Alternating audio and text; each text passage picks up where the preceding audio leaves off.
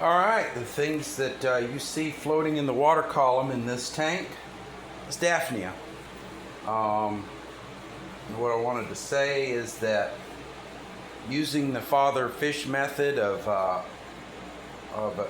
getting resurrection jars from local waterways and then putting it in your tanks, it's a calculated risk.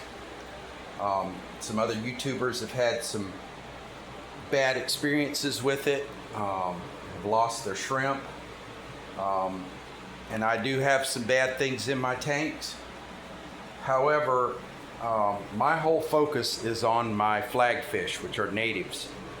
They're native fish to Florida, and anything that I could introduce into these tanks, bad or good,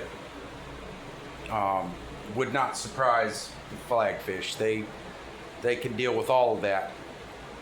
In fact, the other day I had found in this shrimp tank, I had found a rather large leech, and I picked it out with my tongs and put it into this tank, and the flagfish immediately attacked it and put it in hiding. So I'm not really worried too much. And this tank right here, it is, I've got shrimp in here, but this is basically, this is space set aside for when my flagfish breed. I'm going to put the babies in this tank, so that would be very good. If I had a good old bloom of Daphnia in there, that would be very good for them to grow up on. So I'm actually quite happy with this tank. As you can see, I don't know if you could tell, there's some hair algae in there. I'm sure those babies would love that too. And when there's too much hair algae in here, I just pick it out with my tongue, put it in with the flagfish, and they go to town on it.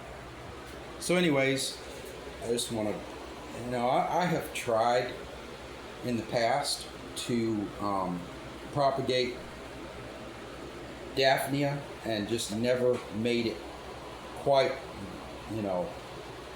I've gotten like the eggs in a packet and tried to create the conditions that would allow them to